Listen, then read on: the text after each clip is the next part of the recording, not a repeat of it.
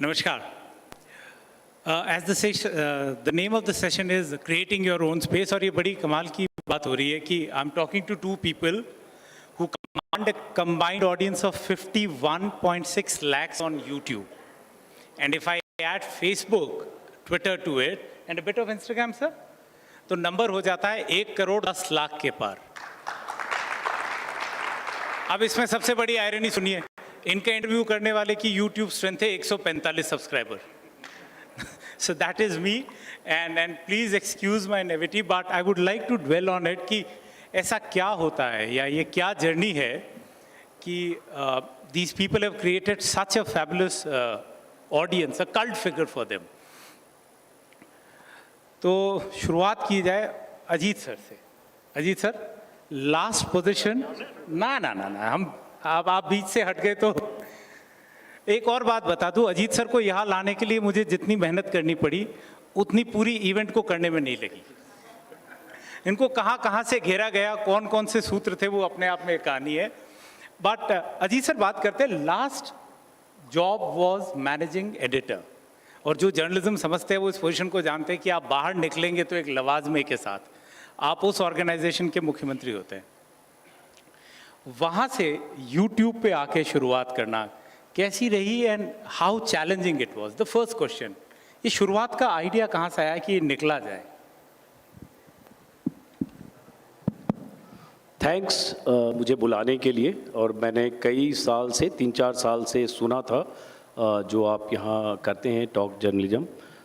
शायद मुझे आपने देर से इस लायक समझा और शायद आप YouTube पर मेरे सब्सक्राइबर का इंतज़ार कर रहे थे, इसलिए आपने बुलाया। जब बुलाया तो मैं आया। खैर, मजाक कर रहा हूँ। तो सवाल जो आपने पूछा, अगर ऐसे देखें तो कई बार आप जो नहीं सोचते हैं वो होता है, और मैं बहुत ज़्यादा डेस्टिनी में कभी बिलीव नहीं करता हूँ और नहीं करता रहा, लेकिन इन 2 सालों में मैं करने लगा। और कई बार जो आप नहीं सोच पाते हैं वो होता है, जिसके लिए कल्पना से परे होता है वो होता है। तो मैं मानता हूँ मेरे लिए ये रीइंकारनेशन है जो मैं यूट्यूब और सोशल मीडिया प्लेटफॉर्म पर 2 साल से कर रहा हूँ। और रीइंकारनेशन इसलिए बुद्धिस्ट मानते हैं, रीइंकारनेशन पुनर्जन्म। 25 साल जो मैंने किया टेलीविज़न में, जो भी जैसे भी जॉब करते हुए, एडिटर जो भी कर रहे हो आप, जो भी तमगा करते हो वो एक तरफ, और जो मैंने 2 साल में किया वो एक तरफ। और इसके लिए मैं शुक्रिया अदा करूंगा कि देश में लॉकडाउन जिस दिन ऐलान हुआ, वो तारीख मुझे इसलिए याद है क्योंकि उस दिन, उसके अगले दिन से मैं एक मोबाइल कैमरा लेकर सड़क पर निकला था। वो तारीख थी 24 मार्च। 22 तारीख को ताली थाली बजी थी, 24 मार्च को रात 8 बजे लॉकडाउन का ऐलान हुआ था। और मैं नेशनल हाईवे NH-24 से पास में रहता हूँ। 25 की सुबह मुझे लगा कि चल के देखना चाहिए कि लॉकडाउन तो लग गया, हम लोग तो अपार्टमेंट में रहेंगे। हमने सब्जी और बाकी जो घर के अनाज हैं वो 10 दिन के लिए ख़रीद लिए। सोसाइटी में बहुत सारे लोगों ने 2 महीने के लिए ख़रीद लिए थे। तो लगा लेकिन देखते बाहर क्या हो रहा है। तब हमें वो भीड़ दिखी जो पैदल मज़दूरों की, जो दिल्ली से यूपी की तरफ जा रहे थे। और जहाँ मैं रहता हूँ दिल्ली यूपी बॉर्डर है, और सुबह 6-7 बजे के आसपास में वॉक करके गया था, ट्रैकिंग सूट में था और मेरे पास मोबाइल था। और उसके बाद जब मैंने भीड़ देखी तब मैं वीडियो बनाना शुरू किया मोबाइल पर। तब मेरे पास यूट्यूब का कोई प्लेटफॉर्म नहीं था, मैं ट्विटर पर कुछ एक्टिव था, और लगातार मैं वीडियो बनाता रहा। और उसके बाद ट्विटर पर 2-2 मिनट के वीडियो पोस्ट करता था। और उसके बाद उसका जो रेस्पॉन्स मिला, या जो बेचैनी मैं देखा, कोई प्रेग्नेंट लेडी पैदल जा रही है, उसके साथ 5 महिलाएं उसको घेर के ले जा रही हैं। मैं उनसे पूछना कहाँ जाओगे, बता रहे बुलंदशहर। फिर मैं मोबाइल में देखता था जब बुलंदशहर यहाँ से तो इतना किलोमीटर है, आप कहाँ जा रहे हो, सुल्तानपुर। फिर मोबाइल पर देखता था कि ये तो यहाँ से 500 किलोमीटर है, तो कैसे जाओगे, किसी के पास कोई आंसर नहीं था। तो वहाँ से मैंने ट्विटर पर वीडियो डालना शुरू किया।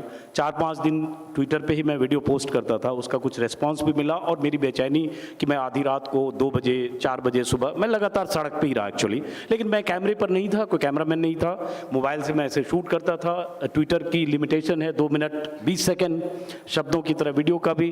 तो ड्यूरेशन, मैं टीवी का आदमी हूँ, ड्यूरेशन का ख्याल रखता था कि मेरी स्टोरी 2 मिनट में कंप्लीट हो जाए, या थ्रेड बनाता था। और उसके बाद फिर मैं घर पे आके वीडियो अपलोड करता था। घर वाले, मेरी वाइफ या फैमिली वाले परेशान होते थे कि कोविड में लॉकडाउन है और तुम सड़क पे हो, लेकिन वो एक बेचैनी थी शायद। जब वो तस्वीर जितनी बार देखता था उतनी बार, और तब 30 मार्च वो तारीख थी, ठीक 4 दिन बाद, 5 दिन बाद। और एक जैसे कहते हैं, हालांकि इसका सकारात्मक नकारात्मक दोनों मतलब कोई निकाल सकता है, भक्त बनर्जी कुछ और सोच सकता है, इनके नाम के साथ भक्त भी है, कि एक कहा जाता है आपदा में अवसर और आत्मनिर्भर भारत। तो मैं उस जो स्लोगन का मैं मानता हूं मैं किरदार हो गया कि आपदा में अवसर भी मिला और आत्मनिर्भर हो गया। 30 मार्च को मैंने यूट्यूब की आईडी बनाई और 30 मार्च को खोला, क्योंकि लिमिटेशन जो 2 मिनट का था उससे मैं मुक्त होना चाहता था। कुछ दोस्तों ने कहा आप यूट्यूब पे करो, और वहाँ से मेरी जर्नी शुरू हुई, जो लगातार पहले लॉकडाउन, फिर उसके बाद इलेक्शंस और फिर आगे। तो एक ही सवाल के जवाब में अगर लंबा बोलूँगा तो माइक आपने उठा भी लिया है। नहीं, तो आप जितना लंबा बोलना चाहे बोल सकते हैं। आपने भक्त बैनर्जी बोला तो मैंने कहा इधर भी टेम्प्ट हुआ जाए। भक्त बैनर्जी सबकी खिंचाई करता है। भक्त बैनर्जी से पूछा जाए, पोजीशन तो आपकी भी काफ़ी स्ट्रॉन्ग और ग्लैमरस थी, वाइस प्रेसिडेंट रेडियो मिर्ची, 110 जॉग, जिसमें से कुछ अभी शायद ऑडियंस में भी हैं, तो या तो उनकी संगत का असर था कि छोड़ना पड़ा, या कैसे रही ये शुरुआत और ये क्यों किया? आई थिंक एक टेक अवे जो होना चाहिए आज जो स्टूडेंट्स है खास करके, एंड अगर कभी ये कोई लाइव देख रहा हो या बाद में डिजिटल में देखेगा, इसमें एक टेक अवे ज़रूर है कि अजीत सर जो कर रहे हैं और जो मैं कर रहा हूँ उसमें एक कॉमनैलिटी है। और इस चीज़ पर बहुत सारा डिबेट डिस्कशन होता है कि अच्छा क्या स्ट्रैटेजी ली जाए सोशल मीडिया पे, अच्छा ये सोचते हैं, अच्छा ये टीम बनाते हैं, अच्छा ये ऐसा लोगो होगा। इनका जो एक छोटा सा स्टोरी अभी आपने सुना कि भैया ट्विटर पे ही काम शुरू हो गया था, उसके बाद ट्विटर के लिमिटेशन से बचने के लिए यूट्यूब पे काम शुरू हुआ। ना कोई स्ट्रैटेजी था, ना कोई सोच था, मैंने मेरे ख्याल से ज़्यादा नाम वगैरह भी नहीं सोचा होगा उन्होंने। Same story here, and the word is passion. And I think आज के दुनिया में जब मैं बहुत सारे यंगस्टर से बात करता हूँ, कुछ मिलते हैं with a lot of passion, but a lot of it I see is that वो पैशन एक चीज़ है जिसपे एक बड़ा क्वेश्चन मार्क है। मैं बहुत ही लकी अपने आप को समझता हूं कि एक वो बर्निंग पैशन था, नहीं तो मिडिल क्लास का लड़का जिसने नौकरी करना सीखा है, 10 साल टेलीविजन में काम किया, उसके बाद 5 साल रेडियो पे काम किया, अच्छा ओहदा था, कंफर्टेबल नौकरी थी, चुपचाप बैठो आराम से, क्या बोलने की ज़रूरत है। लेकिन कहीं ना कहीं वो एक पैशन था कि नहीं, पॉलिटिक्स फॉलो करना है, पॉलिटिक्स के बारे में बोलना है। अब उसके वजह से खतरे आएंगे, उसके वजह से आपको कुछ स्टेप्स लेने पड़ेंगे। सो beyond a certain point of time what happened is, बड़ा एविडेंट होने लगा कि मैं जिस तरीके से बात कर रहा हूँ, जिस तरीके से ट्वीट कर रहा हूँ, जिस तरीके से वीडियोस बना रहा हूँ, कि भाई मुझे एक डिसीजन लेना होगा, या तो शांत बैठिए आराम से अपना काम करिए, केबिन में एंजॉय करिए, कॉर्नर केबिन है, क्या प्रॉब्लम है जिंदगी में, या फिर आप अपने आप शुरू करिए। जैसा इन्होंने शुरू किया वैसा मैंने 4 साल पहले शुरू किया। The thing about भक्त बैनर्जी however is different. एक तो है पॉलिटिकल सैटायर, जो कि इस देश में अभी भी बहुत नेसेंट है, और मैं इस बात से बहुत सैड रहता हूं कि दुनिया की लार्जेस्ट डेमोक्रेसी हम अपने आप को बताते हैं, लेकिन मैं देखता हूं कि अमेरिका में हर टेलीविजन नेटवर्क में एक लेट नाइट शो मिलेगा आपको स्टीवन कोलबेर मिलेगा, आपको जिमी किमिल मिलेगा, आपको जॉन ऑलिवर मिलेगा, लेकिन इंडिया में 800 न्यूज़ चैनल है। आप मुझे बता दीजिए रात को कौन सा पॉलिटिकल सैटायर शो मिलेगा जहां थोड़ा सा पॉलिटिशियंस की टांग खींची जाएगी। एक जमाने में बस एक ही हमारे पास एग्जांपल रह जाता है, शेखर सुमन। तो एक तो वो था कि कहीं ना कहीं पॉलिटिकल सैटायर को फिर से, और मैं लिखता था, और वो ये लिखते थे, इनका ये हिस्ट्री मुझे रिसेंटली मालूम चला, पोल खोल ये लिखते थे, तो वो कहीं लाने का एक था। और दूसरा भक्त बैनर्जी का बहुत इंटरेस्टिंग एक लाइन में बोलूंगा कि जब मैं लिखता था ट्वीट तो मैं सोचता था इसको कैसे पकड़ेंगे लोग, इसको कैसे घुमाया जाएगा, इसको कैसे मिस इंटरप्रेट किया जाएगा। तो अपने ही ट्वीट को फैक्ट चेक और भक्त चेक करते करते भक्त बैनर्जी का कैरेक्टर इमर्ज हो गया, who thinks only from his heart and not from his mind, and उसका सिर्फ एक ही एक love hai for the supreme leader, and that is what it is. The way the supreme leader comes, but how about the name Deshbhakt? Why was? See, very short answer to that. आज जब मैं 4 साल पहले जब ये channel launch किया था तो मैंने एक न्यूज़ लॉन्ड्री के साथ पार्ट टाइम काम किया था, और वॉइस और सीरियस हम लोग एक एपिसोड बनाते थे। जब मैंने अपना काम करना शुरू किया तो एक ही थॉट प्रोसेस था कि भैया सारे के सारे तो सर्टिफिकेट दे रहे हैं, तुम नेशनलिस्ट हो, तुम एंटी नेशनल हो। एक ज़माना काफ़ी चला था जब आजकल कोई उतना गो टू पाकिस्तान भी नहीं बोलता है, गो टू बांग्लादेश तो बोलना लोगों ने छोड़ ही दिया है, पता नहीं क्यों, उनकी पर कैपिटा हमसे ज़्यादा हो गई है इसीलिए। हाँ, तो मैंने सोचा कि चलो सभी सर्टिफिकेट देते हैं तो मैं ही देशभक्त बन जाता हूं, मैं ही सबसे बड़ा सर्टिफिकेट दूंगा, तुम मुझे क्या सर्टिफिकेट दोगे? लो मेरा नाम ही है, उसको मैंने ट्रेडमार्क रजिस्टर्ड भी करा के रखा है कि मैं ट्रेडमार्क रजिस्टर्ड द देशभक्त हूं। अब बताओ। So at least there is one bona fide Deshbhakt, certified. But all this thing is fine. Ajit sir, आपने कभी बोला कि मैं वहाँ से निकलना शुरू हुआ, पर मेरा क्वेश्चन अभी भी ये था, जब आप ये जर्नी बिल्ड करते हैं तो working in an environment when you have a network और a team with working in a space, because मुझे आपका, जैसे आपने बताया, आप खुद लेके जाते थे, कैमरामैन नहीं था, मैंने आकाश का स्टूडियो देखा था which was a very little room with one person from Jodhpur as an intern, and now happy to see that he has a team of 5 to 7 people that works on. क्योंकि ये भी कई लोगों का एक myth है कि इस पे आप काम करें तो टीम कैसे बिल्ड होती है, can you survive on being just, because आप दोनों की स्ट्रीम बिल्कुल अलग है। बाकी जैसे कल यहाँ पे कुछ यूट्यूबर्स थे, वो अलग अलग प्रोडक्ट्स अलग अलग लाइन में काम करते हैं, तो देयर इज़ मोनेटाइजेशन, एक रिस्क रहता है। और एक मैं उस पर भी आऊँगा कि जब हम इसकी बात करें कि how the team build it up, what is the risk and the fear factor that keeps on you? देखो, रिस्क तो आज की बात करोगे तो फियर फैक्टर और रिस्क बहुत है। अभी जुबैर 26 दिन के बाद जेल से आया है, तो हम लोगों को भी लगता है कि पता नहीं किस जेल में जाना पड़े। इंतजाम आज के दौर में ऐसा होता है कि एक जेल में छूटे ज़मानत पर तो दूसरे जेल में जाना पड़ सकता है, तो रिस्क और फियर फैक्टर वो है। लेकिन चूँकि आपने कहा यूट्यूब और जर्नी, और बहुत सारे यंगस्टर होंगे जो मीडिया इंस्टीट्यूट के भी होंगे, जब मैंने अगर शुरू किया, और ये मेरी स्टोरी नहीं है, किसी की भी हो सकती है, आकाश की भी हो सकती है, किसी ध्रुव राठी की हो सकती है, और ऐसे हजारों लाखों लोग दुनिया में काम कर रहे हैं, और बहुत सारे लोग बहुत बेहतर काम कर रहे हैं। आपके पास जो डेटा है, जो भी 10 मिलियन आपने बोला सब्सक्राइबर या फॉलोअर, इससे 10-20 टाइम्स ज़्यादा वाले भी लोग काम कर रहे हैं। लेकिन सिर्फ एक ही चीज़ होती है कि आप कंटेंट कैसे अपने हिसाब से, अपने कन्विक्शन से आप सोचते हो। और जो जैसे रिस्क फैक्टर या फियर फैक्टर जो कहा, हम जैसे लोग जो 50s के बाद हैं, तो एक होता है आपका बैगेज होता है दिमाग में, आपकी पोजीशन की, आप जिस चैनल में काम करते हो, 400 से 600 लोगों की टीम होती है, बहुत तरह की झिझक होती है कि कैसे जाओगे। आप पहले शूट करते हो 10-10 लाख के 6 कैमरा और वो भी वैन और बड़ा सेटअप और बहुत बड़े शोज, 4 गेस्ट रिलेशन के लोग, 6-7-10 लोग प्रोटोकॉल में, और सडनली वो सब से हट के आप सड़क पर जब उतरते हो आपके पास कोई नहीं है। मैं छोटी सी चीज़ बताऊंगा, और 26 मार्च वो तारीख थी, 25 मार्च से मैंने शुरू किया। 26 मार्च जब हाईवे पर मॉर्निंग में ट्रैक सूट में मैं शूट कर रहा था मोबाइल से, तो कई बार लग रहा था मैं बहुत बेचारा तो नहीं हूँ, क्योंकि तुरंत मैं चैनल से बाहर आया था।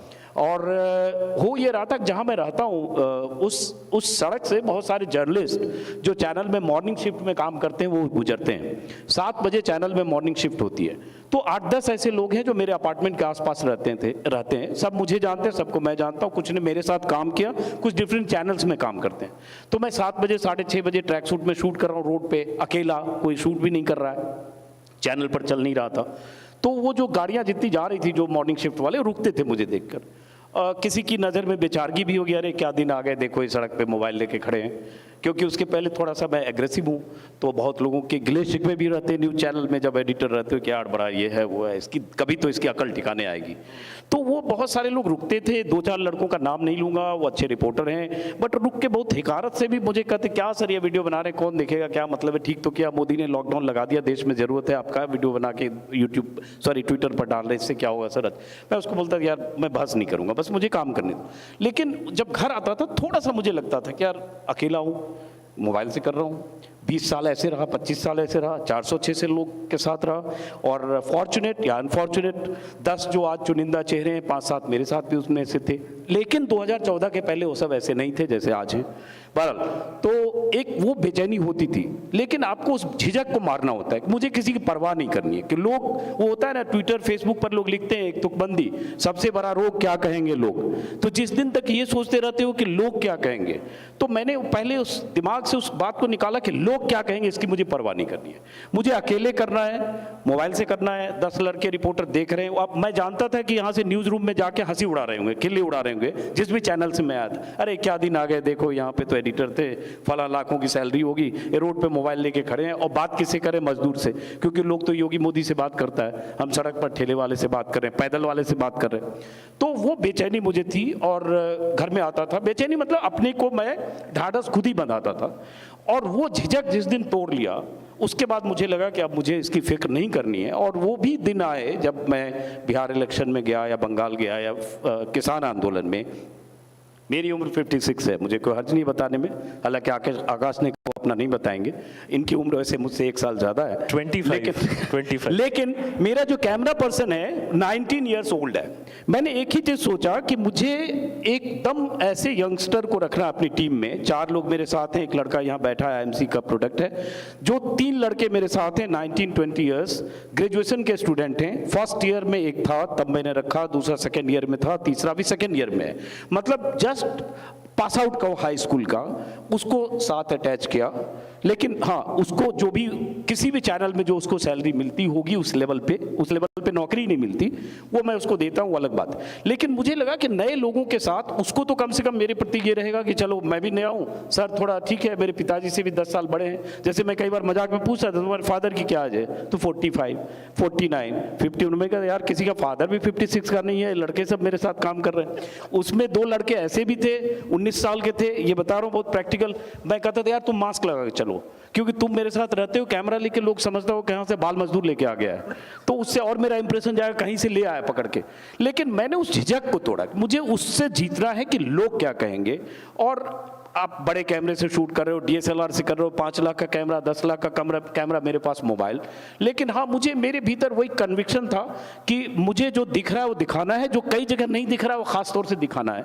और शायद एकमात्र ये वजह थी कि उस फियर को कि मैं फेल हूँगा, एक ही फियर था कि मैं फेल हूँगा इसलिए क्योंकि लगता था कि अगर मैं नहीं बहुत मेहनत की और 6 महीने 8 महीने में 400 सब्सक्राइबर हुए, 400 व्यूज हुए, तो फिर खिल्ली उड़ाएंगे उसी न्यूज़ रूम में जहाँ से मैं निकल के आया।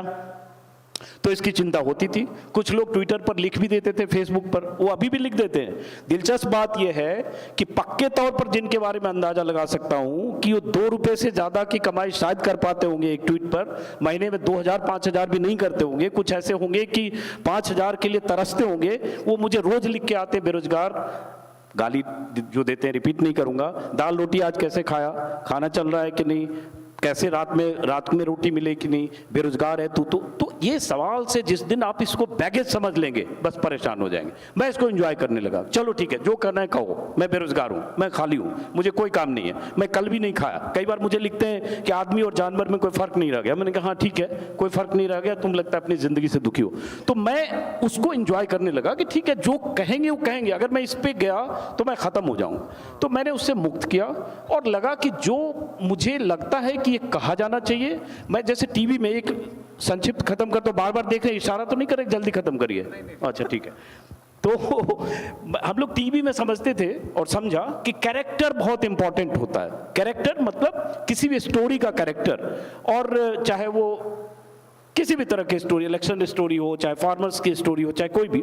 तो मैंने जो सीखा बस मैंने वही आजमाने की कोशिश की कि किरदार को पकड़ो, कहानी मतलब अगर पलायन हो रहा है लोगों का, तो मैं 2 घंटे 4 घंटे सिर्फ उसमें कुछ कैरेक्टर्स खोजता था जिसको आप रिप्रेजेंटेटिव मान सको पूरी स्टोरी का। कोई प्रेग्नेंट वीमेन, कोई 80 साल का, कोई बुजुर्ग, कोई 6 साल का, 2 बच्चे, 7 साल के बच्चे लेकर आधी रात को जाते लोग। और वहाँ से फिर जो भी हमने किया, और उस झिझक को कि अगर मैं फेल हो गया तो क्या हो गया, दिमाग से निकाल दिया, मानते हुए कि मैं फेल हो जाऊँगा। और फेल हो जाऊँगा इस सेंस में कि कहाँ बड़े बड़े ऑर्गेनाइजेशन हैं, उनके प्लेटफॉर्म में, जैसे अब आज तक है 50 मिलियन सब्सक्राइबर हैं आज तक के, 50 million, more than 50 million. Lalan top है, सौरभ अभी शो में आ रहा होगा, 20 मिलियन से ज़्यादा सब्सक्राइबर हैं। उस समय भी जब मैंने शुरू किया जीरो से, तब भी 10 मिलियन प्लस था। तो आप ये देखते तो हो, वो अगर आप जीरो से, जैसे यंगस्टर है, मैं यही कहना चाहूँगा, जो आप जीरो से शुरू करो उसको तो परवाह ही नहीं करना चाहिए कि आप जीरो से करो। और मैंने जीरो से तब किया जब एक जगह तक आ चुका था, तो उसके बाद उस फियर, उस डर को, उस चैलेंजेस को दिमाग से निकाल के कि मुझे जीरो से ही शुरू करना है। मैं फेसबुक पर भी लिखा कि मेरी आज से नई शुरुआत है। मैं डस्टर से बोर्ड पे जो भी लिखा था सबको मिटाता हूं, और मैं मानता हूं, मैं, आप मेरी उम्र 55 मान लो, 56 मान लो, बुढ़ा हो गया, सब मान लो, मैं मानता हूं कि मैं 19 साल का मेरा कैमरामैन है और मैं 21 साल का हूं। 2 साल बड़ा हूं क्योंकि बॉस हूं तो 2 साल बड़ा होना भी पड़ेगा। और मैं ऐसे काम करता हूं, और जो हमारे सहयोगी हैं वो भी वैसे काम करते हैं। और उस जिद, जुनून और पैशन, इसके अलावा कुछ चाहिए नहीं। और एक कमिटमेंट और ऑनेस्टी जो मैं मानता हूं कि आप जो करना चाहते हो उसमें एक सर्टेन लेवल की ऑनेस्टी चाहिए। एब्सोल्यूट ऑनेस्ट कोई होता नहीं, सत्यवादी राजा हरिश्चंद्र के बाद कोई पैदा नहीं हुआ। दूसरे जो हो देश की सत्ता पे हैं उनकी बात हम कर नहीं सकते। तो इसके बाद हम सब लोग बीच में हैं कहीं, तो उसमें बस वही एक ताकत शायद थी जिसने जो जगह बनाई, और ऑडियंस जिसको मैं पहचानता नहीं था, जानता नहीं था, वो उनका प्यार, उनका मोहब्बत, वो चीज़ें बनती चली गई। कई बार आप कोई इमारत बनाते हो, अगर 10 मंजिली इमारत बनानी है, आप तो इंजीनियर हैं शायद, तो आप 50 फीट नीचे, आप पता नहीं केमिकल है या बिल्डिंग है, सिविल है। बिल्डिंग बनाने का था पर कभी काम नहीं किया, कोई बात नहीं, लार्जर इंटरेस्ट। ठीक है, अच्छा किया आपने। तो अगर 20 मंजिली इमारत बनानी है तो आप 40 फीट नीचे गड्ढा खोदते हो। बुनियाद जितनी मजबूत होगी उतनी ऊंची इमारत होगी। तो मेरे पास ऐसा कुछ था नहीं, बुनियाद का पता नहीं था, सड़क पर था बीच में, लेकिन बस ये कि हम इसी सड़क से, यहीं से इमारत बनाएंगे। और ऑडियंस ने शायद मोहब्बत, प्रेम, रेस्पेक्ट, उससे आपका हौसला बढ़ता है। 4 आदमी आपको कहता है कि आपने ये किया, अच्छा काम किया। अब आपको तय करना है कि जो 100 लोग गाली देते हैं, जैसे रेशियो ऐसा ही हो सकता है, 90% ऐसे हो सकते हैं जो गाली दें, 70% हो सकता है जो गाली दें। जैसे अभी मैं एक फोटो लगा दूंगा गुलाब के फूल का, जो मैं करता हूँ, वो जैसे होता है ना हिट एंड रन, तो मैं ट्रायल के लिए करता हूँ। मेरे यहाँ अच्छा गार्डन है, एक फोटो लगाता हूँ गुलाब का या गुलदाउदी का, कोई भी लगा होता, एडेनियम बहुत खूबसूरत फूल है, लेकिन जैसे ही लगाऊंगा उसके नीचे कभी मजे लेने के लिए कमेंट पढ़ूंगा तो 10 में 15, 10 में 6-7 उसी रेशियो में आपको गाली देंगे। तो आपको तय करना है कि गाली देने वाले से आपको कहीं घबराना है, वो आपको भीतर कोई फियर फैक्टर है, या फिर 2 लोग आपको अप्रिशिएट करते हैं, वो उसको आपको सोर्स ऑफ एनर्जी मानना है। तो मैंने उस 2 लोगों को सोर्स ऑफ एनर्जी माना, जो सड़क पर चल रहा था या चल रही थी, या जो महिला या गांव में, जिसको मैं अपनी स्टोरी का, कहानी का किरदार मानता हूं। बाकी मैं मानता हूं ऊपर बैठे लोग, विश्वगुरु से लेकर नीचे के भक्त बनर्जी तक, जितनी गाली दें कोई फर्क नहीं पड़ता। Thank you sir. आपने सर, पर इसमें एक बात और है, आपने कहा कि 20 मंजिला इमारत के लिए 40 मंजिला, पर जो आपका अभी तक का, आपने कहा अगर 20 मंजिला इमारत बनानी हो तो नींव मजबूत होनी चाहिए। और जो मैंने आपसे क्वेश्चन भी पूछा था, पर क्या आपका जो 3 दशक का एक एक्सपीरियंस है, आपने स्लेट ज़रूर क्लीन किया, but the foundation was strong, you know, how much that has an bearing, because आजकल जो लोग देखते हैं, यंगस्टर्स कंटेंट बनाते हैं, कोई भी हो, नाम नहीं लूँगा, तो वो एक सेट पैटर्न पे चलते हैं। वो पैटर्न हो सकता है जर्नलिस्टिक हो या ना हो, तो इस पे एक बार अगर आप, मैं तो यहाँ बोलूँगा, इस हॉल में राजदीप बैठे हैं, वो नहीं जानते होंगे, पहली बार बोल रहा हूँ। हम लोग तो 20 साल पहले राजदीप को देखते थे और सोचते थे काश कभी राजदीप के बराबर तो छोड़ो, अगर राजदीप 10 हैं तो 2-3 में भी हो जाए किसी ढंग से। तो हम लोग तो ऐसे तारीफ कर रहा हूँ, वो अचकाया, मैं कोई निगेटिव बात नहीं कर रहा हूँ। तो ऐसे लोगों को हमने उस दौर में देखा जो हमारे लिए आइडियल थे। अगर हम 90s के बाद की बात करें, टीवी जब नया नया शुरू हुआ, 2005-10 जो भी है, लेकिन जैसे आपने कहा एक्सपीरियंस, हो सकता है एक्सपीरियंस कोई मैटर करता हो, और थोड़ा बहुत करता हो। मैं कोई टेलीविज़न में रोज मैं एडिटर था, बट बिहाइंड द सीन मेरा काम था, स्पॉट बॉय से लेकर और फ्लोर मैनेजमेंट तक। लेकिन ध्रुव राठी आपके सामने एग्जाम्पल है, और मैं 20 ऐसे एग्जाम्पल बता सकता हूं जो कोई फेस नहीं था कहीं, और उसका कोई ऐसा बैकग्राउंड नहीं है।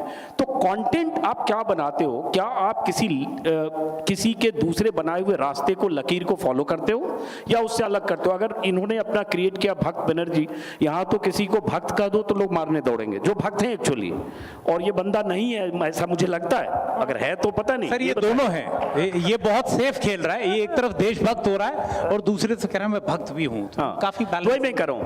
तो उस सिचुएशन में मैं मानता हूं कि अगर आप में कंटेंट सोचने का, किसी को फॉलो नहीं करने का है, तो आप अपने हिसाब से कंटेंट बना। थोड़ा वक्त लगेगा, हो सकता है मुझे कम वक्त लगा, हो सकता है आपको ज्यादा वक्त लगे, लेकिन मुझे लगता है कि जो स्पेस डिजिटल में है, जो फ्यूचर है, जो रीच है, वो बियॉन्ड इमेजिनेशन है। वो मैंने 2 साल में देखा है। वो मोहब्बत भी, वो रिस्पेक्ट भी, लोगों का भावुक होकर रो पड़ना, गले मिलना, हक करना, वो ट्विटर पर छोड़िए गाली देने वाला, जो फील्ड में मिलते हैं। तो मैं यंगस्टर को ये कहूंगा कि आप नई चीज अगर सोचते हैं, नई चीज आप फॉलो करेंगे तो आपके आगे 100 लोग पहले चल रहे हैं, 1000 लोग चल रहे हैं। नई चीज सोचते हैं तो मैं ऑलवेज मानता हूं कि उसके बाद भी गुंजाइश है, लेकिन पेशेंस रखना पड़ेगा। मतलब ये कि हमने, जैसे मैंने कहा ना कि मैंने शुरू किया, मुझे नहीं पता था कि 1 साल में ये हो जाएगा या 6 महीने में। मैंने तो ये शुरू किया, संघर्ष करूंगा और अपने, मतलब मुझे कोई पैसा, एक पैसा नहीं आएगा तो भी संघर्ष करूंगा, मेरे लिए स्ट्रगल था। तो जो लड़के करना चाहते हैं, और दूसरी बात क्या है कि इतना बड़ा दायरा है, मतलब कोई आदमी उस पर मोबाइल अनबॉक्सिंग पे कर रहा है, कोई आदमी किसी और तरह की कर रहा है, कोई फार्मिंग पे कर रहा है, कोई डिजिटल के अलग अलग जो भी है विंग्स, कोई पॉलिटिकल कर रहा है, कोई कहानी सुना रहा है, ध्रुव राठी कुछ और कर रहा है, कोई फैक्ट चेकिंग कर रहा है। हालांकि फैक्ट चेकिंग बहुत खतरनाक है, करने से पहले सोचिएगा, और अगर सलीम सुल्तान जुबैर हो तो बिल्कुल बहुत 100 बार सोचिएगा। मैं अजीत हूँ, आधा अंजुम में फंस जाता हूँ, अजीत होने से बच जाता हूँ। बहरहाल तो वो अगर करते हैं तो मुझे लगता है थोड़ा रास्ता लंबा है, लेकिन ऐसा नहीं है कि अचीव नहीं कर पाएंगे। आकाश, अजीत सर ने बात कही फैक्ट चेकिंग की, तो अभी हम भी बात कर रहे थे कि आपको क्या लगता है इस स्पेस में जिस तरह का कंटेंट आप बनाते हैं, एक तो कंपटीशन क्या है और फियर क्या है? क्योंकि आप बहुत थिन लाइन पे ट्रेड करते हैं। सो ऑब्वियसली थिन लाइन है। Before I get to that, एक चीज़ जो अजीत जी कभी खुद एडमिट नहीं करेंगे, बट मैंने उनका थोड़ा सा ग्रोथ देखा है, and it is very important for at least the youth to understand this. तो जैसे बात हुई थी कि मैनेजिंग डायरेक्टर हैं, एडिटर, सॉरी मैनेजिंग एडिटर हैं, फैक्ट चेक गलत हो गया, फैक्ट चेक हो जाएगा। सो मैं इनसे शायद 1 या 2 बार मिला हूँगा, टीवी के सिलसिले में 1 या 2 बार मिला हूँगा। इन्होंने जब अपना यूट्यूब चैनल शुरू किया, तब ये मुझे कभी कभार फ़ोन किया करते थे और बोलते थे, माफ़ करना आकाश, थोड़ा सा स्टूपिड सवाल पूछो। मैंने कहा सर कोई सवाल स्टूपिड नहीं, आप पूछो ना। And he used to ask the basics of YouTube, wiping the slates clean, ऐसे ही नहीं बोल रहे हैं, मैंने देखा हुआ है। He used to ask the basic questions, क्योंकि उनको लगता था कि अच्छा चलो इसने किया है, ये मुझे कुछ बता देगा। So the lesson to be taken is that somebody who इतने ऊंचे ओहदे से, when he started on YouTube, he went zero. You have to wipe the slates clean. ये बहुत ज़्यादा मैंने लोगों के साथ काम किया है। I have hired a lot of, मैं अपने करियर में RJs बहुत हायर किए हैं, अपने करियर में अपने कंपनी के लिए हायर किए हैं। It is very difficult for a lot of people to say नहीं यार मुझे नहीं आता है, नहीं यार मुझे पूछना है। जब तक ये नहीं निकाल दोगे अपने सिस्टम से, I think the core, or you know, we can do a lot of self-congratulatory messages. हमने ये किया, वो किया. That's not the point here. The point is, how do you make it big? How do you find yourself? And the lesson that you should learn from at least a man like him is that आपने 20-25 साल काम करने के बाद television पे सबसे ऊंचा ओहदा लेने के बाद भी एक रिस्क लिया, और वो रिस्क लेकर आपने पैशन फॉलो किया और आपने स्लेट क्लीन वाइप किया। Ask yourself how many times you are willing to say मुझे नहीं आता है, नहीं मैं हेल्प मांगूंगा, मैं उसको ठीक से जानता तक नहीं हूं, लेकिन मैं एटलीस्ट ट्राई करूंगा। That is very, very important. I think that is one lesson that you should definitely take from here. You should take that lesson of passion, because वो बहुत जरूरी है। उसके बाद रिस्क लेना obviously is very dangerous. I mean, we've seen what is happening. So my suggestion to you is that politics छोड़ के भी आप दूसरे भी YouTube channels खोल सकते हो। Politics छोड़ के भी दूसरे channels भी आप खोल सकते हो।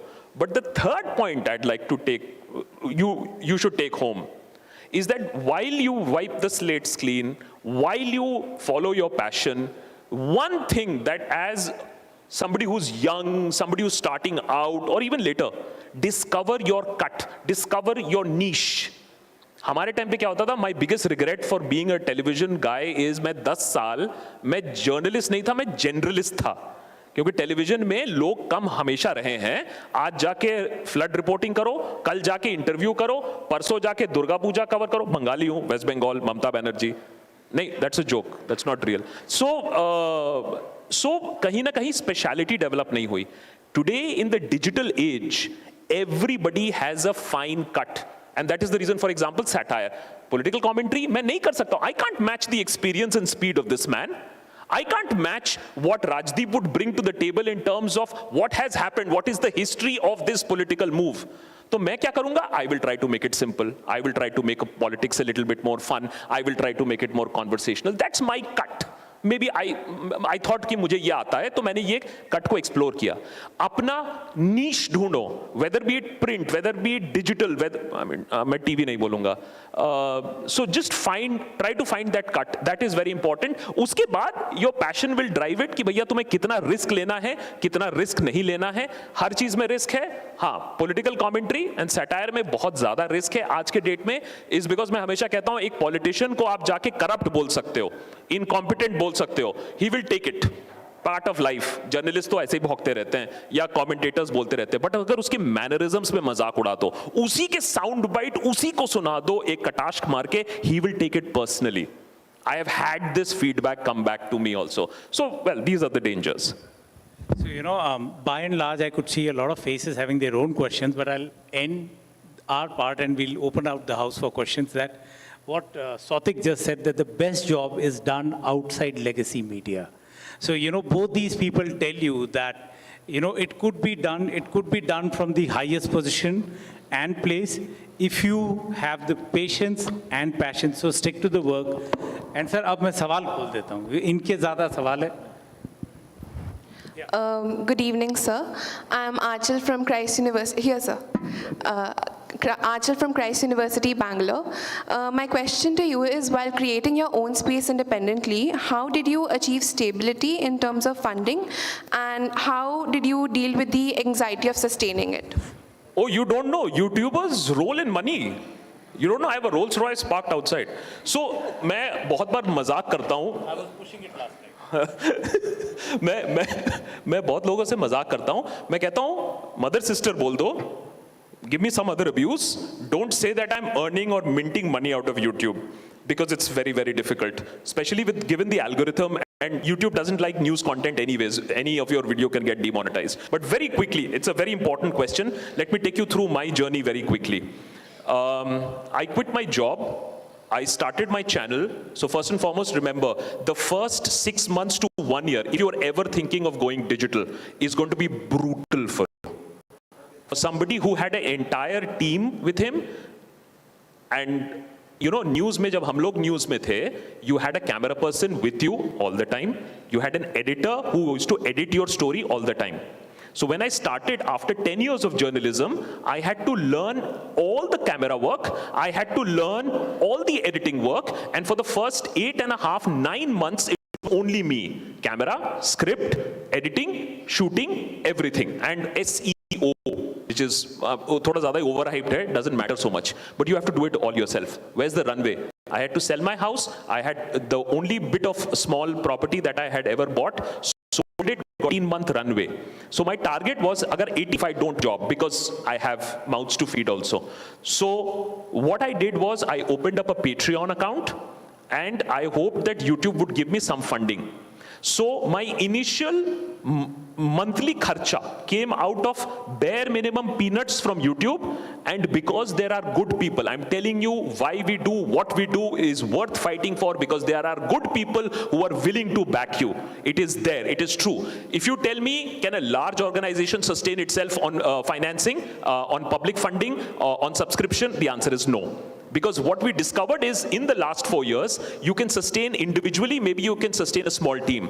But beyond that, there is a limit to it. And unfortunately, then we had to go to some YouTube videos that we are now running sponsored.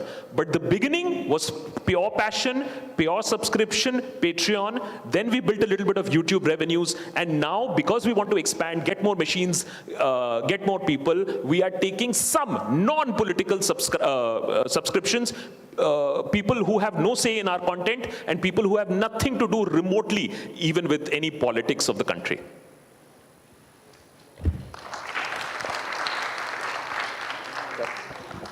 Good evening, panelists. Tanisha from Christ University, Bangalore. So my question to you is, because you're working on a political satire, is there the fear of being booked under UPA and other stuff always there? Is that a constant threat prevalent in your You job? followed the Zubair case, right? So did Zubair get the FIR, the first one, for his work as a fact checker?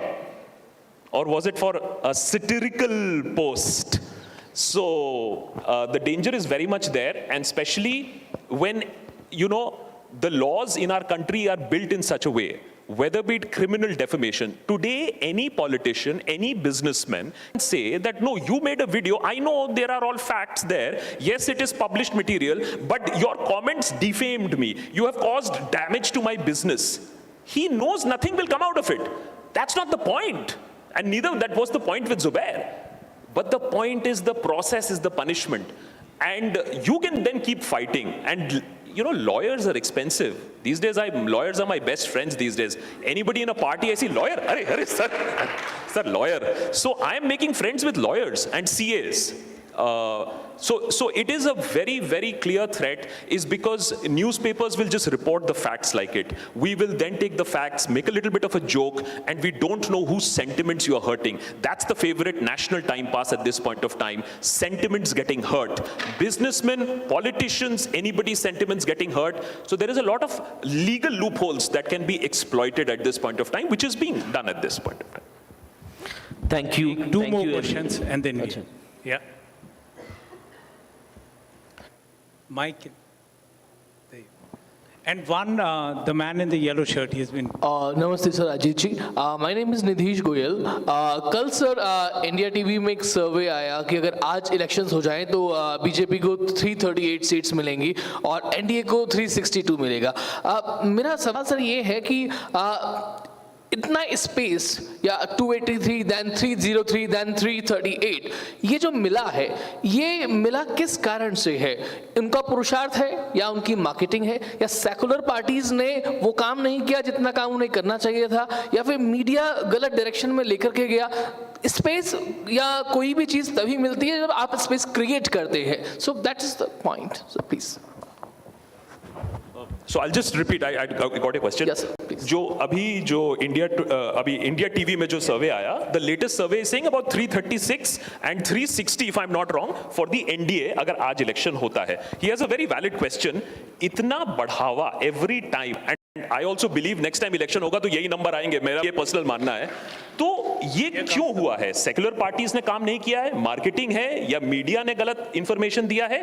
ये जो बढ़ावा मिले जा रहा है, ये क्यों? तो पॉलिटिकल सवाल है, इसका पॉलिटिकल आंसर किसी को देना चाहिए, मुझे लगता है मैं इससे बचना चाहूँगा। मेरा काम नहीं है, sorry. The last question from the man, and Hello, be sir. specific to what we are talking. Politics पे मत जाना। सर नमस्कार, मैं नरेंद्र सिरस्वा एकेडमी से हूँ। मेरा क्वेश्चन अजीत सर से है। सर मैं उदार लोकतंत्र के लिए अपना स्पेस क्रिएट करना चाहता हूँ, तो उसके लिए क्या करना चाहिए? क्योंकि भारत का आर्थिक विकास लिबरल डेमोक्रेसी से ही बिलोंग करता है। सो उसके लिए मैं क्रिएट करना चाहता हूँ अपना स्पेस, तो मुझे क्या करना चाहिए उसके लिए? कोई ऐसे सेट फॉर्मूला तो नहीं है। आपने बहुत बड़ा सवाल पूछा, उदार डेमोक्रेसी, तो ऐसा कोई फॉर्मूला नहीं है। लेकिन चूंकि हम लोग डिजिटल स्पेस की बात कर रहे हैं और उसमें स्कोप की बात करें, स्पेस और स्कोप, सॉरी आप नाराज मत होइएगा, चूंकि पॉलिटिकल था, मैं इस मंच से उसको अवॉइड करना चाहता हूँ। तो उसमें अगर आप कुछ करना चाहते हो, अब आगे आप क्या करना चाहते हो आपको आइडिया होगा। हम लोग चूंकि डिजिटल स्पेस की बात कर रहे थे और उसमें जो पोटेंशियल और स्कोप है जो आप बोलना चाहते हो। डेमोक्रेसी इस देश की बहुत मजबूत है, उसके अलग अलग नाम आप दे सकते हो, उसमें बहुत बदलाव हम आप दोनों नहीं कर सकते। उसके लिए जिनको जनता चुनती है उनको तय करना, और बाकी उसके जो पैचेज हैं उसके लिए हम आप सवाल पूछ सकते हैं। लेकिन आप अपनी भूमिका सिर्फ तय कर सकते हैं, जैसे हमने या इन्होंने या और लोगों ने अपनी भूमिकाएं तय की होगी। आप अपनी भूमिका तय कर सकते हो, और उसके लिए डिजिटल में बहुत स्कोप और स्पेस है। सिर्फ आपको तय करना होगा कि आपको क्या और कैसे करना है। अब जैसे बात होती है ना, बहुत सारे लोग हमारे जानने वाले भी है, हमारे बहुत सारे कलीग साथी, वो जब YouTube पर अगर कुछ करना चाहते हैं उनके जहन में होता है कि DSLR कैमरा होना चाहिए, 2-4 लोग होने चाहिए, एडिट मशीन होनी चाहिए। इस मीडियम में 1 साल मैंने भी जो काम किया, कोविड में लॉकडाउन था, कोई कैमरामैन मेरे पास नहीं था, एक मोबाइल था किसी भी ढंग से स्टैंड पे लगा के रिकॉर्ड करता था। आपके पास सिर्फ एक मोबाइल होना चाहिए, आइडिया होना चाहिए, आप क्या कम्युनिकेट करना चाहते हो, थॉट बहुत क्लैरिटी चाहिए, आप क्या कहना चाहते हो, किन शब्दों में कहना चाहते हो, कैसे कहना चाहते हो, आप अपनी भूमिका तय करिए। अदरवाइज आप जो बात कर रहे हो बहुत सैद्धांतिक बात है, उस पर विमर्श हो सकता है, 2000-4000 पन्ने के लेख लिखे जा सकते हैं। अभी मुद्दा है कि आप क्या करना चाहते हो, और उसके लिए मैं यही कहूंगा कि बस आप तय करिए, और उसके हिसाब से जो आपको स्पेस दिखता है, आप YouTube पर, अलग प्लेटफॉर्म पर जो आप बात कहना चाहते हो उसके तरीके खोजिए। We should end the questions Thank here you. because I'm getting messages for the next and we are running out of time. Close Thank करने you, से पहले Speaker. इतना बोल देता हूँ, एक मिनट कि 6:30 में सौरभ भी आ चुके हैं पीछे, हमारे बाद उनका शो है। 6:30 सौरभ का शो है। 6:30 या 6:25 में किसी ने टाइम आउट लिखा। इसके पहले वाला जो सेशन था वो 45 मिनट लेट चला। सुबह से लगातार 45 मिनट लेट चल रहा है, इसको ऊपर सीलिंग लगा दिया। सर मजाक कर रहा हूँ सौरभ, नहीं आप इंतजार कर रहे हैं। इसके बाद ये है कि इसके बाद we have our editors dinner. नहीं, मैं इसलिए कह रहा हूँ कि अगर उस पूर्ति में गड़बड़ हो गई तो अगली बार टॉक मुश्किल हो जाएगा। Thank you, speakers, and thank you, Kalla Saab, for such a. ये अच्छी बात है कि राजदीप जी आ रहे हैं। जो भी होगा सब ब्लैक एंड व्हाइट होगा।